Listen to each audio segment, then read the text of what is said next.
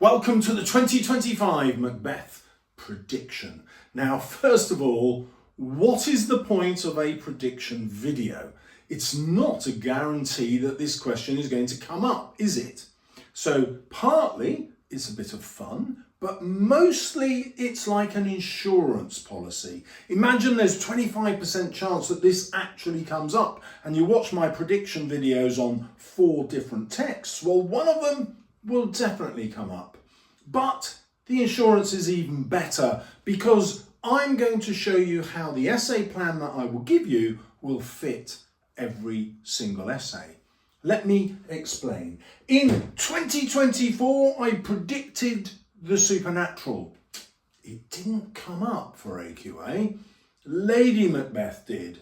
But towards the end of my prediction video, which I'll link at the end of this one, I showed you exactly how to use everything I told you on the supernatural to fit the Lady Macbeth question. Viewers who stuck to the end got 100% of what they needed.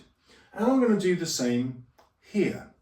Now, you might think the logical thing would be to say, well, if the supernatural didn't come up in 2024, it's bound to come up in 2025, which is the other reason I've linked it at the end of this video. But actually, my prediction is that it will be about guilt. And stick around to find out why I'm predicting guilt. But first, let's get into the essay plan. The quickest way to get top grades is to start with the thesis statement, where you lay out Shakespeare's ideas. So at number 1, the play is a cautionary tale, and Shakespeare uses Macbeth's guilt to show that usurping, committing regicide is going to lead to the destruction of your mental health and well-being. It's not worth killing King James. Look what happens to Macbeth. His second and lesser political message is about Lady Macbeth. She is consumed and destroyed by guilt, and so we have a comment on the patriarchal society. Is Shakespeare showing that women need to learn their place and not demonstrate ambition, but be subservient to men, supporting the patriarchal society? Or is he asking us to sympathise with Lady Macbeth, who is driven to evil means to get power because patriarchal society doesn't give her power? Either way, the guilt destroys her. It's a cautionary tale either against women or against the dangers of the patriarchal society. You decide. As soon as you use the words patriarchal society, the examiner is thinking, ooh, maybe grade 8 or 9.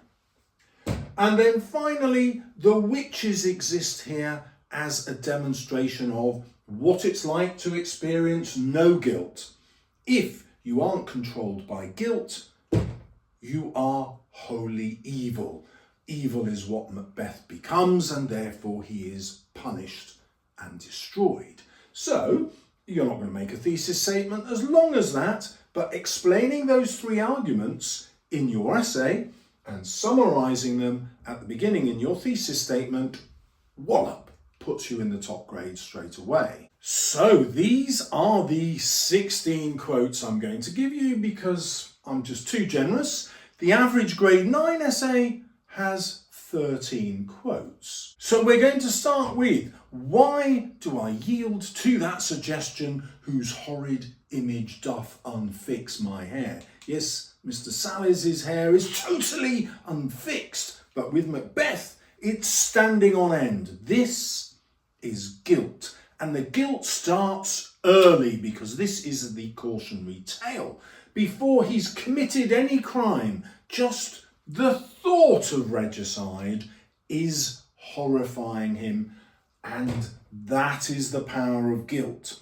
Guilt is your early warning system, says Shakespeare. Listen to it because that prevents you committing sin.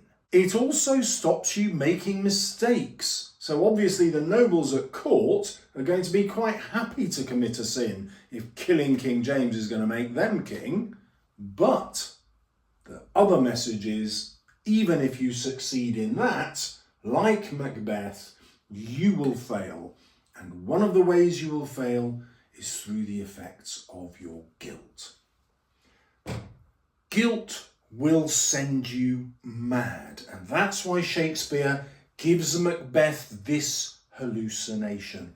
Is this a dagger which I see before me? Come, let me clutch thee. And so he embraces his madness and rejects his guilt. He embraces the imaginary bloody dagger and embraces killing Duncan, and therefore God and his own mind destroys him. As soon as he has committed the murder, his madness gets worse as a result of guilt. Methought I heard a voice cry, Macbeth shall sleep no more. Macbeth hath murdered sleep, the innocent sleep. And so what we've got here is Shakespeare dramatising the very quick descent into madness, but also becoming king is going to suck all the joy out of his life. In other words, the great prize of kingship is worthless unless you are the divinely appointed king. The divine right of kings, remember, and that's why we must keep King James. That is Shakespeare's political message. And remember, the relevant context here is that the play isn't just put on at the Globe for everyone. Oh no, the play is put on at the court of King James. King James has paid for this play. And so the political message is directed at the audience, King James nobles, some of whom, after the gunpowder plot, will be thinking, killing the king, what a wonderful idea. Maybe I will become the new king. The guilt continues. Will all great Neptune's oceans wash this blood clean from my hands? Macbeth, now that he has gone against the divine right of kings, goes back to a primitive god, Neptune, not a Christian god. This is Shakespeare's way of showing the audience that your guilt will force you to reject God. And the consequence of that, which they 100% believed in, was an eternity in hell. So that is the big hitting message. God will turn against you because of what you've done. You'll never be able to justify it. You're feeling this feeling of guilt because this is God's way of speaking to you, and like Macbeth, you will be turning away from God. There is also a lot of irony here because Macbeth will clean his hands and he won't worry about the number of people he's killed. Ironically, Lady Macbeth, who at this stage feels no guilt for the murder, she's the one who later on is going to be saying, out damned spot. She's going to be haunted and hypnotised by the guilt of what she and Macbeth have done. But we'll save that for later in the essay. At this stage, Lady Macbeth says, I shame to wear a heart so white. She is instructing her husband to reject guilt. And Shakespeare, God, is going to punish her. There is a delicious irony here. White symbolises innocence and purity, but she is using it to symbolise cowardice, like waving the white flag. And so Shakespeare is going to use her words against her. She is rejecting innocence. She's rejecting what it is to be a good person. She's rejecting what it is to be a woman. Unsex me here, remember? And therefore, society and God is going to punish her, and she's going to die before Macbeth. And she's going to kill herself because her mind has been destroyed by guilt. Am I going to mention that now? No, I'm going to come to it later in the essay, but you can mention it now. The examiner will be thrilled.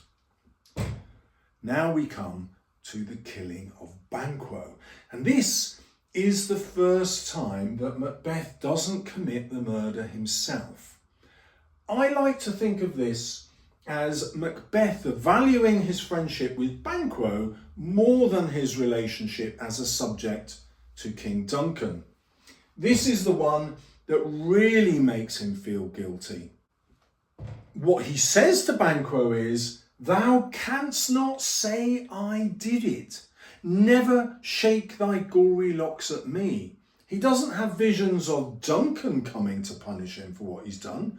No, he has visions of the ghost of Banquo. Banquo is far more real to him. It's a far more personal assassination, and so his guilt is greater.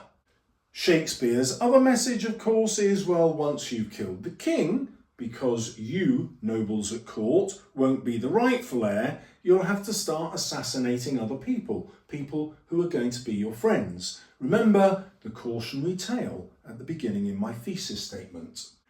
Now, one way that Macbeth disowns his guilt and overcomes it is to stop feeling. And one of the ways that we can see that is when he's talking about his decision to kill more and more people. And he says, it will have blood. Not I am going to kill more people. No, the blood that I have shed will demand that I shed more blood. This makes it much easier for him to keep killing, and it makes it easier for him to accept that killing is not his own personal decision. It's like something has taken over him. Blood itself has developed its own identity. Shakespeare's cautionary tale is, if he had listened to his feelings of guilt, this would never have happened. Lady Macbeth brings us back to the foreshadowing where Macbeth says, "Methought I heard a voice cry, Macbeth does murder sleep." She says to him, "You lack the seasons of all nature's sleep." But just like when she said Macbeth is too full of the milk of human kindness, she is completely wrong. Macbeth isn't too full of the milk of human kindness at all, is he? Look what's happened to him. And, ironically, it's not his own sleep that he's murdered. We find that out in the sleepwalking scene where Macbeth demonstrates his love for Lady Macbeth by interrupting his preparations for battle and saying, "Hey, doctor, my wife is not sleeping properly and she is troubled by these visions as she sleepwalks. Can you please cure her of that?" How does he know this? Well, obviously, he's not sleeping with her. If he were, he would hear all the things that Lady Macbeth says in her sleep, and there is absolutely no way on earth he would let anyone else hear, because basically Lady Macbeth is saying, "Look, we murdered everybody." Okay? So Macbeth doesn't know what she's saying. He just knows that she's sleepwalking. And that proves that he is sleeping separately. He is sleeping fine. Whose sleep has he murdered? Lady Macbeth's. And that word murder is important because it's directly going to lead to her killing herself. In other words, Macbeth has murdered Lady Macbeth.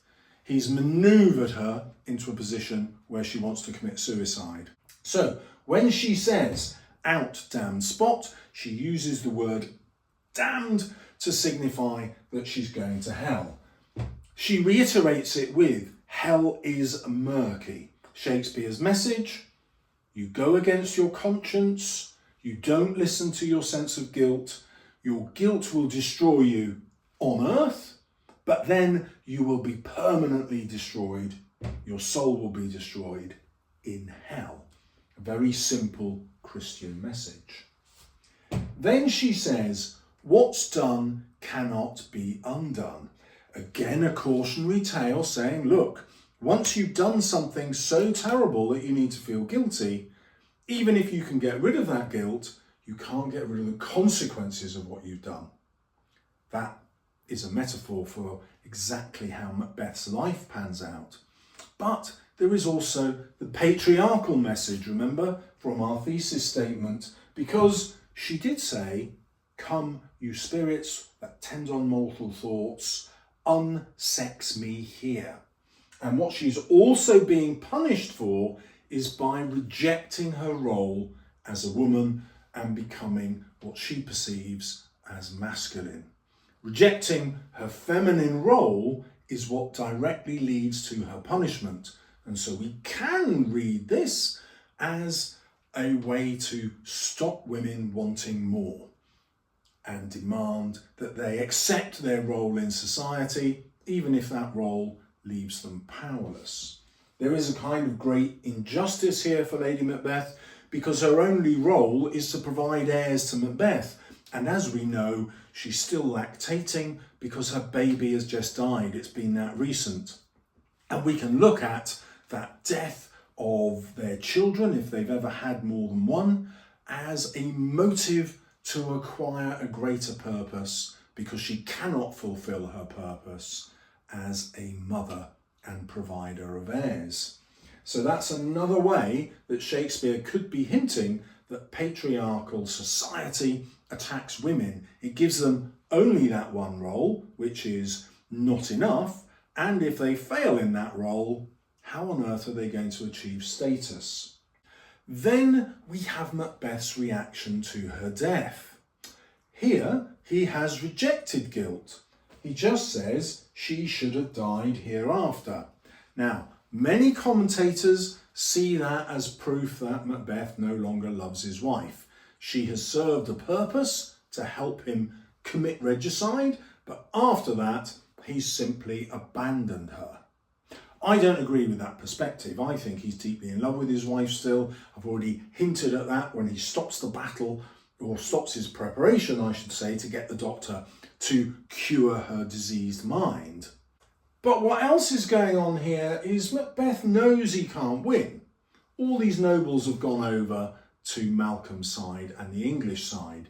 He knows that he's going to be overwhelmed.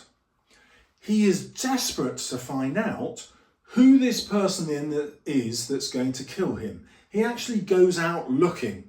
Who is the man who was not born of woman? Yeah, he actually goes out looking to find the person who's going to kill him. Many people say, "Oh no, he's an idiot. He believes the witches' prophecies. He thinks he's immortal. He thinks no one's going to be able to kill him because the witches have told him." But I don't buy that. He knows they are giving him a riddle. He knows that at the end of this, there will be someone who is not born a woman. He just can't work out how the hell that could happen. Who's not born of a woman? It sounds impossible, but he knows he's going to die. When he makes this speech, he is already welcoming death. He knows it's going to happen. That's why he says, she should have died hereafter. Like, not without me. We should have died together. This is where he turns against God. And he said, life is a tale told by an idiot. In other words, our lives are scripted out. There is a fate. Yes, so the tragic hero is always undone by their hamartia, which leads to their fate. Most people think Macbeth's hamartia was ambition. Personally, I don't accept that. I think ambition wasn't enough. His hamartia was his love for his wife, but also his bloodlust. That is a separate video. You can have whatever you like for his hamartia, but he blames God. God is the person writing the script. God is the idiot who has written Macbeth's fate. Well, of course, back to the idea of the cautionary tale, Macbeth is committing a huge sin. He's not just denying God, he's saying God is an idiot. Imagine how his Christian audience would react to that. Obviously, they're going to reject him, just as they're going to reject his callous and evil assassination of King Duncan. Life for him is now nihilistic. It is a tale told by an idiot, full of sound and fury, signifying nothing. There is no meaning to life. Where can you find meaning in life? Two places. One, in your Christian faith, and two, in the social order. The great chain of being, which says this is where you belong in society and this is where you must stay. Macbeth is punished for ignoring the guilt that would have kept him at his place in society and seeking to rise.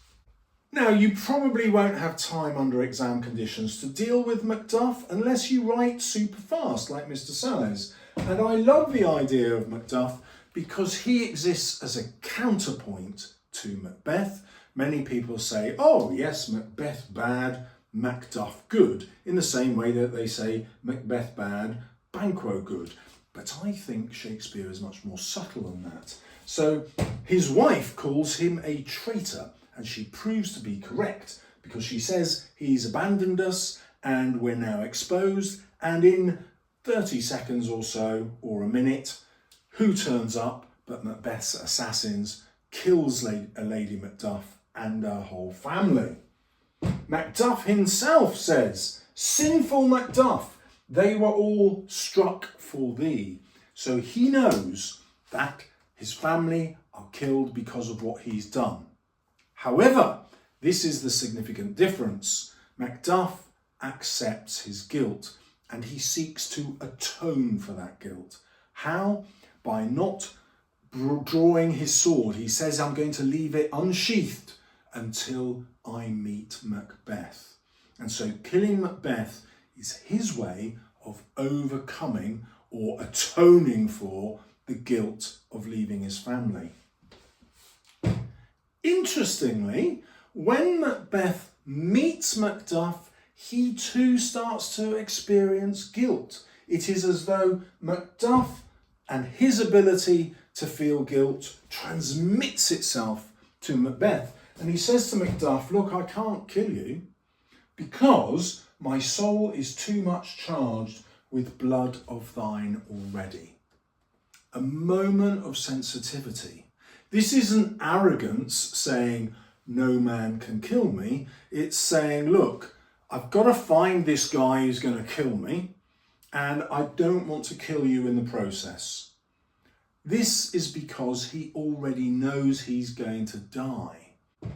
When Macduff tells him he is the one who was from his mother's womb untimely ripped, then it's like, okay, I'll get over my guilt and I will fight you. He says that he is afraid, but he is grateful for that fear, because in avoiding his sense of guilt, he's got rid of all his emotions, remember? When Lady Macbeth died, he says, I have forgot the taste of fears. What he means is, I wish I could feel fear again. So when Macduff tells him that he is the man, Macbeth welcomes that fear. He experiences it, but then it's like, yes, I'm human again.